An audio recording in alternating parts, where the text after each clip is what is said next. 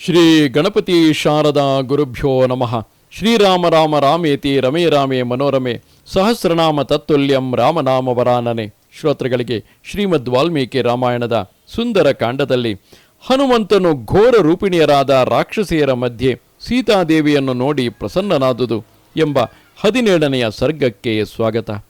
ತತಃ ಕುಮುದ ಷಂಡಾಭೋ ನಿರ್ಮಲೋ ನಿರ್ಮಲಂ ಸ್ವಯಂ ಪ್ರಜಗಾಮ ನಭಶ್ಚಂದ್ರೋ ಹಂಸೋ ನೀಲಮಿವೋದಕಂ.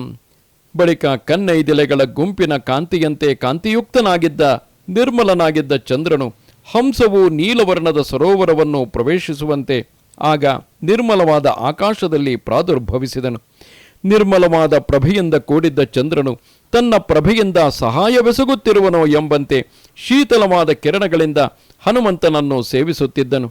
ಹೆಚ್ಚು ಭಾರದಿಂದ ನೀರಿನಲ್ಲಿ ಕುಗ್ಗಿ ಹೋಗುತ್ತಿರುವ ನಾವೆಯಂತೆ ಶೋಕ ಭಾರದಿಂದ ಕುಗ್ಗಿ ಹೋಗಿದ್ದ ಚಂದ್ರಮುಖಿಯಾದ ಸೀತಾದೇವಿಯನ್ನು ಹನುಮಂತನು ನೋಡಿದನು. ವೈದೇಹಿಯನ್ನು ನೋಡಲು ಬಯಸಿದ್ದ ವಾಯುಪುತ್ರನಾದ ಹನುಮಂತನು ಅವಳ ಸಮೀಪದಲ್ಲಿಯೇ ಇದ್ದ ಭಯಂಕರವಾಗಿ ಕಾಣುತ್ತಿದ್ದ ರಾಕ್ಷಸಿಯರನ್ನು ನೋಡಿದನು. ಆ ರಾಕ್ಷಸಿಯರ ದೇಹ ರಚನೆಯೇ ಬಹಳ ವಿಚಿತ್ರವಾಗಿದ್ದಿತು. ಅವರಲ್ಲಿ ಕೆಲವು ರಾಕ್ಷಸಿಯರಿಗೆ ಒಂದೇ ಕಣ್ಣು, ಒಂದೇ ಕಿವಿಗಳಿದ್ದವು. ಕೆಲವರಿಗೆ ತಲೆಗಳನ್ನೇ ಮುಚ್ಚಿಕೊಂಡಿರುವಂತೆ ವಿಶಾಲವಾದ ಕಿವಿಗಳಿದ್ದವು. ಕೆಲವರಿಗೆ ಮೂಗುಗಳು ಮೇಲ್ಮುಖವಾಗಿದ್ದವು. ಕೆಲವು ರಾಕ್ಷಸಿಯರಿಗೆ ಅತಿ ದಪ್ಪವಾದ ತಲೆಗಳಿದ್ದವು. ಕೆಲವರಿಗೆ ತೆಳ್ಳಗಾಗಿಯೂ ಮತ್ತು ಉದ್ದವಾಗಿಯೂ ಇದ್ದ ಕುತ್ತಿಗೆಗಳಿದ್ದವು. ಕೆಲವರಿಗೆ ತಲೆಗಳಲ್ಲಿ ಸ್ವಲ್ಪ ಕೂದಲಿದ್ದು ಕೆಲವರಿಗೆ ಕೂದಲೇ ಇರಲಿಲ್ಲ. ಕೆಲವರಿಗೆ ಉಣ್ಣೆಯಂತಹ ಕೂದಲಿದ್ದಿತು. ಕೆಲವರಿಗೆ ಜೋಲಾಡುತ್ತಿರುವ ಕಿವಿಗಳು ಮತ್ತು ಹಣೆಗಳು ಇದ್ದವು. ಕೆಲವರಿಗೆ ಜೋತು ಬಿದ್ದಿರುವ ಹೊಟ್ಟೆಗಳು ಮತ್ತು ಸ್ತನಗಳು ಇದ್ದವು. ಕೆಲವರ ತುಟಿಗಳು ಜೋತು ಬಿದ್ದಿದ್ದವು. ಕೆಲವರಿಗೆ ಗಲ್ಲದಲ್ಲೇ ಸೇರಿ ಹೋದ ತುಟಿಗಳಿದ್ದವು. ಕೆಲವರ ಮುಖಗಳು ಜೋತು ಬಿದ್ದಿದ್ದವು. ಕೆಲವರಿಗೆ ದೀರ್ಘವಾದ ಮಂಡಿಗಳಿದ್ದವು. ಕೆಲವರಿಗೆ ಸೊಂಟದ ಮೇಲುಭಾಗವು ಗಿಡ್ಡಾಗಿಯೂ ಕೆಳಭಾಗವು ಉದ್ದವಾಗಿಯೂ ಇದ್ದಿತು. ಅಲ್ಲಿ ಕೆಲವು ಗೂನು ಬೆನ್ನಿನ ರಾಕ್ಷಸಿಯರಿದ್ದರು. ಸ್ಥೂಲವಾದ ಮೊಣಕಾಲುಗಳುಳ್ಳವರಿದ್ದರು. ಕುಳ್ಳಿಯರಿದ್ದರು. ಉಬ್ಬಿದ ಹಲ್ಲುಗಳುಳ್ಳವರಿದ್ದರು. ತಗ್ಗಾದ ಮುಖವುಳ್ಳವರಿದ್ದರು. ಕಂದು ಹಳದಿ ಬಣ್ಣದ ಕಣ್ಣುಗಳುಳ್ಳವರಿದ್ದರು. ಕೆಲವರ ಮುಖಗಳು ವಿಕಾರವಾಗಿದ್ದವು. ಆಕಾರವು ವಿಕಾರವಾಗಿದ್ದಿತು. ಅಲ್ಲಿ ಪಿಂಗಲ ವರ್ಣದ ಮತ್ತು ಕೃಷ್ಣ ವರ್ಣದ ರಾಕ್ಷಸಿಯರು ಅನೇಕರಿದ್ದರು. ಕೋಪಿಷ್ಠೆಯರಾದ ರಾಕ್ಷಸಿಯರಿದ್ದರು. ಜಗಳ ಗಂಟಿಯರಿದ್ದರು. ಅವರಲ್ಲಿ ಕೆಲವರು ಕಾಲದಂಡಗಳನ್ನು, ಕೆಲವರು ಕಬ್ಬಿಣದ ಆಯುಧಗಳನ್ನು ಹಿಡಿದಿದ್ದರು. ಕೆಲವರು ಶೂಲಾಯುಧಗಳನ್ನು, ಕೆಲವರು ಪಾಶ ಮುದ್ಗರಗಳನ್ನು ಹಿಡಿದಿದ್ದರು. ಅವರಲ್ಲಿ ಕೆಲವರಿಗೆ ಹಂದಿ, ಜಿಂಕೆ, ಸಿಂಹ, ಎಮ್ಮೆ, ಆಡು, ಗುಳ್ಳೆ ನರಿ ಇವೇ ಮೊದಲಾದ ಪ್ರಾಣಿಗಳ ಮುಖಗಳಿದ್ದವು. ಆನೆ, ಒಂಟೆ, ಕುದುರೆಗಳ ಕಾಲುಗಳಂತಹ ಕಾಲುಗಳನ್ನು ಕೆಲವರು ರಾಕ್ಷಸಿಯರು ಹೊಂದಿದ್ದರು. ಕೆಲವು ರಾಕ್ಷಸಿಯರ ಕಿವಿಗಳು ಕತ್ತೆ, ಕುದುರೆ, ಹಸು, ಆನೆ, ಕಪಿ ಇವುಗಳ ಕಿವಿಗಳಂತಿದ್ದವು. ಕೆಲವು ರಾಕ್ಷಸಿಯರಿಗೆ ನೀಳವಾದ ಮೂಗಿದ್ದಿತು. ಕೆಲವರಿಗೆ ಅಡ್ಡವಾದ ಮೂಗಿದ್ದಿತು. ಕೆಲವರಿಗೆ ಮೂಗೆಂಬ ಇಂದ್ರಿಯವೇ ಇರಲಿಲ್ಲ. ಕೆಲವರಿಗೆ ಆನೆಯ ಮೂಗು, ಕೆಲವರಿಗೆ ಹಣೆಯಲ್ಲಿ ಮೂಗು ಎದ್ದಿತು. ಕೆಲವು ರಾಕ್ಷಸಿಯರಿಗೆ ಆನೆಯ ಕಾಲುಗಳಂತಹ ಕಾಲುಗಳಿದ್ದವು. ಕೆಲವರಿಗೆ ದೊಡ್ಡದಾದ ಹೆಜ್ಜೆಗಳಿದ್ದವು. ಕೆಲವರ ಪಾದವು ಹಸುವಿನ ಪಾದದಂತಿದ್ದಿತು. ಕೆಲವರಿಗೆ ಕಾಲಿನಲ್ಲಿ ಶಿಖಾರೂಪವಾದ ಕೂದಲಿದ್ದಿತು. ಕೆಲವರು ಅಳತೆಗೆ ಮೀರಿದ ತಲೆಯಿಂದಲೂ ಕುತ್ತಿಗೆಯಿಂದಲೂ ಕೂಡಿದ್ದರು. ಕೆಲವರಿಗೆ ಮಿತಿಮೀರಿದ ಸ್ತನಗಳು, ಹೊಟ್ಟೆಗಳು, ಕೆಲವರಿಗೆ ಮಿತಿಮೀರಿದ ಮುಖ, ನಾಸಿಕಗಳು ಇದ್ದವು. ಕೆಲವರಿಗೆ ಉದ್ದವಾದ ನಾಲಿಗೆಗಳು, ನೀಳವಾದ ಮುಖಗಳು ಇದ್ದವು. ಕೆಲವರು ಆಡು, ಆನೆ, ಹಸು, ಹಂದಿ, ಕುದುರೆ, ಒಂಟೆ, ಕತ್ತೆ ಇವೇ ಮುಂತಾದ ಪ್ರಾಣಿಗಳ ಮುಖಗಳನ್ನು ಹೊಂದಿದ್ದರು. ಕೆಲವರು ಶೂಲ ಮುದ್ಗರಗಳನ್ನು ಹಿಡಿದಿದ್ದರು. ಕೆಲವರು ಮಹಾಕೋಪಿಷ್ಠೆಯರಾಗಿದ್ದರು, ಜಗಳ ಗಂಟಿಯರಾಗಿದ್ದರು. ಕೆಲವರು ಕರಾಳವಾದ ಮತ್ತು ಧೂಮ್ರ ವರ್ಣದ ಕೇಶವುಳ್ಳವರಾಗಿದ್ದರು. ಅವರೆಲ್ಲರೂ ಸದಾ ಮಧುಪಾನ ಮಾಡುತ್ತಿದ್ದರು. ಅವರಿಗೆ ಮಾಂಸವನ್ನು ತಿನ್ನುವುದರಲ್ಲಿಯೂ ಸುರಾಪಾನದಲ್ಲಿಯೂ ವಿಶೇಷವಾದ ಆಸಕ್ತಿ ಇದ್ದಿತು. ಆ ಕಾರಣದಿಂದಾಗಿ ಅವರ ಶರೀರಗಳು ರಕ್ತ ಮಾಂಸಗಳಿಂದ ನೆನೆದು ಹೋಗಿದ್ದವು. ಅವರು ವಿಕಾರವಾದ ಮುಖಗಳನ್ನು ಹೊಂದಿ ಭಯಂಕರವಾಗಿ ಕಾಣುತ್ತಿದ್ದರು. ನೋಡುವವರಿಗೆ ರೋಮಾಂಚವನ್ನುಂಟು ಮಾಡುತ್ತಿದ್ದರು. ಅಂತಹ ಅನೇಕ ರಾಕ್ಷಸಿಯರು ಶಿಂಶುಪ ವೃಕ್ಷವನ್ನು ಸುತ್ತುವರಿದು ಕುಳಿತಿರುವುದನ್ನು ಕಪಿಶ್ರೇಷ್ಠನಾದ ಹನುಮಂತನು ನೋಡಿದನು.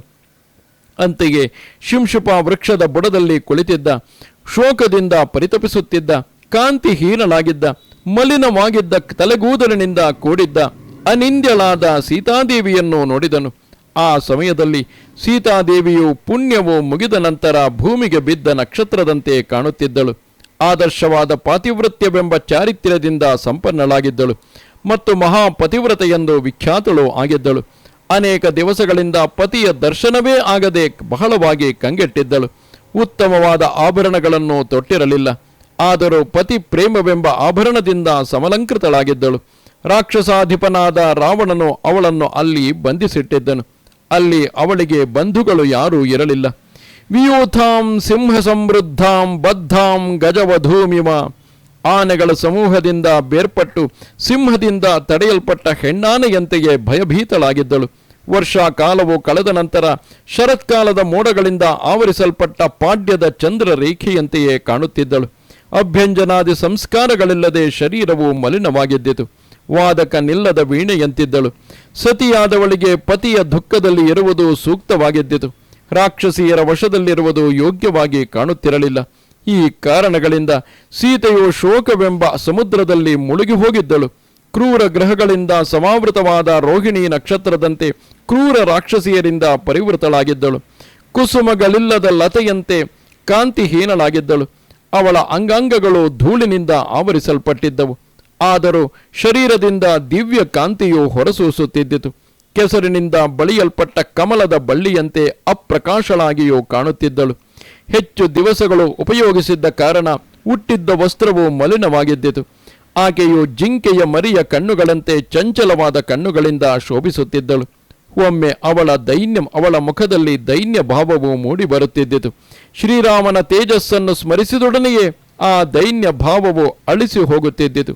ಶೀಲವನ್ನು ಅತ್ಯಂತ ಜಾಗರೂಕತೆಯಿಂದ ರಕ್ಷಿಸಿಕೊಳ್ಳುತ್ತಿದ್ದ ಅಸಿತಾಕ್ಷಿಯಾದ ಜಾನಕಿಯು ಜಿಂಕೆ ಮರಿಯ ಕಣ್ಣುಗಳಂತೆ ಚಂಚಲವಾದ ಕಣ್ಣುಗಳಿಂದ ಭಯಗೊಂಡ ಹುಲ್ಲೆಯಂತೆ ಅತ್ತಲಿತ್ತ ನೋಡುತ್ತಿದ್ದಳು. ಚಿಗುರೊಡೆದ ವೃಕ್ಷಗಳನ್ನು ತನ್ನ ಬಿಸಿ ಬಿಸಿಯಾದ ನಿಟ್ಟುಸಿರಿನಿಂದಲೇ ಸುಟ್ಟು ಬಿಡುವಳೋ ಎಂಬಂತೆ ಕಾಣುತ್ತಿದ್ದಳು. ಅವಳು ಶೋಕಗಳ ಸಮೂಹವೇ ಮೂರ್ತಿಮತ್ತಾಗಿ ಬಂದಿರುವುದೋ ಎಂಬಂತೆ ಕಾಣುತ್ತಿದ್ದಳು. ದುಃಖವೆಂಬ ಸಾಗರದಲ್ಲಿ ಮೇಲುಕ್ಕಿ ಬರುವ ಅಲೆಯೋಪಾದಿಯಲ್ಲಿ ಕಾಣುತ್ತಿದ್ದಳು. ಅತ್ಯಂತ ಕೃಶಳಾಗಿದ್ದಳು. ಆದರೆ ಅವಳ ಅವಯವಗಳು ಸುಂದರವಾಗಿ ವಿಭಜಿಸಲ್ಪಟ್ಟಿದ್ದವು. ಆ ಕಾರಣದಿಂದ ಆಭರಣಗಳಿಂದ ರಹಿತಳಾಗಿದ್ದರೂ ಶೋಭಾಯಮಾನಳಾಗಿಯೇ ಕಾಣುತ್ತಿದ್ದಳು. ಅಂತಹ ಸ್ಥಿತಿಯಲ್ಲಿದ್ದ ಸೀತಾದೇವಿಯನ್ನು ನೋಡಿ ಮಾರುತಿಯು ಆನಂದ ತುಂದಿಲನಾದನು. ಮೋಹಗೊಳಿಸುವ ಕಣ್ಣುಗಳಿಂದ ಕೂಡಿದ್ದ ಸೀತಾದೇವಿಯನ್ನು ನೋಡಿ ಆನಂದ ಬಾಷ್ಪವನ್ನು ಸುರಿಸುತ್ತಾ ಮನಸ್ಸಿನಿಂದಲೇ ರಾಘವನಿಗೂ ಲಕ್ಷ್ಮಣನಿಗೂ ನಮಸ್ಕರಿಸಿ ಸೀತೆಯ ದರ್ಶನದಿಂದ ಸಂಹೃಷ್ಟನಾಗಿ ಆ ಶಿಂಶುಪ ವೃಕ್ಷದಲ್ಲಿಯೇ ಒಡಗಿದನು. ಇದು ಶ್ರೀಮದ್ ವಾಲ್ಮೀಕಿ ರಾಮಾಯಣದ ಸುಂದರ ಕಾಂಡದ 17ನೆಯ ಸರ್ಗವು. ನಮಸ್ತೆ ಶಾರದೆ ದೇವಿ ಕಾಶ್ಮೀರ ಪುರವಾಸಿನಿ ತ್ವಾಮಹಂ ಪ್ರಾರ್ಥಗೆ ನಿತ್ಯಂ ವಿದ್ಯಾದಾನಂಚ ದೇಹಿಮೆ. ನಮಸ್ಕಾರ.